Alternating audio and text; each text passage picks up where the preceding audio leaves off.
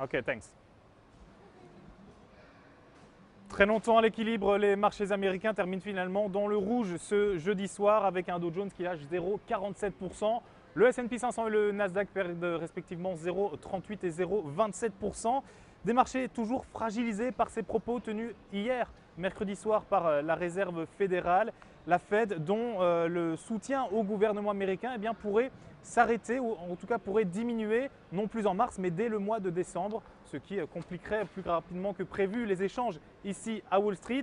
En attendant, les investisseurs ont finalement bien accepté ce jeudi les derniers résultats de Facebook, le réseau social Facebook, qui, c'est vrai, lors du troisième trimestre a attiré moins d'utilisateurs jeunes, mais par contre, financièrement, Facebook a rendu une copie parfaite, une copie propre qui battait d'ailleurs les estimations des analystes. Facebook qui, jeudi soir, voyait son titre empocher environ 2,60%. Pour terminer, un petit mot de l'emploi avec le chômage hebdomadaire qui recule ici aux États-Unis. 10 000 inscriptions en moins cette semaine par rapport à la précédente.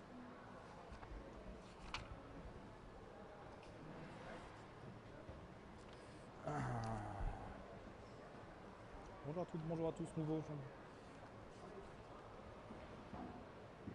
Bonjour à toutes, bonjour à tous. Nouveau journal des produits de bourse de l'Obsa, journal du vendredi 1er novembre avec en France, jeudi, le tour d'Alcatel de publier ses résultats trimestriels. Et autant dire que l'équipementier de télécom ne s'est pas loupé.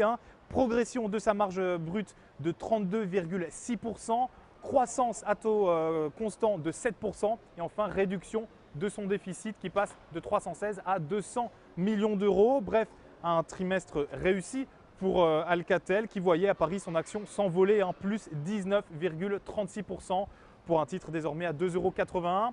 Pour le reste, les marchés français affichaient une belle hausse avec un CAC 40 en progression de 0,60% à 4 299 points.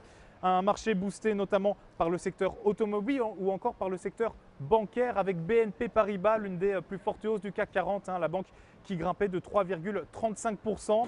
A l'inverse, séance plus compliquée pour le groupe parapétrolier Technip, victime de résultats annuels réévalués à la baisse pour Technip, qui lui chutait de 10,27% à 77,15 €.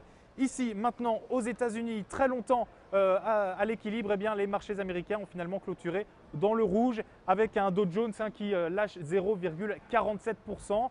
Des marchés américains toujours très fragilisés par ces propos tenus mercredi soir par la Réserve fédérale, la Fed, dont le soutien au gouvernement pourrait se réduire non plus au mois de mars, mais dès le mois de décembre, ce qui compliquerait plus rapidement que prévu les échanges ici à Wall Street.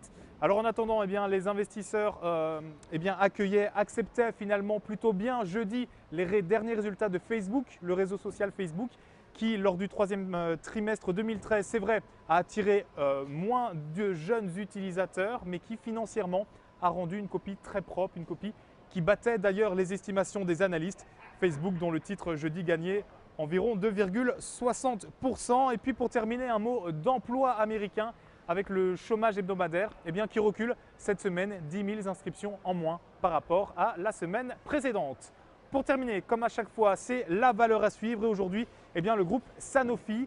Sanofi qui a rebondi sur un fort support à 71,45 € et qui a validé une figure en biseau descendant. De plus, ces moyennes mobiles se sont retournées à la hausse.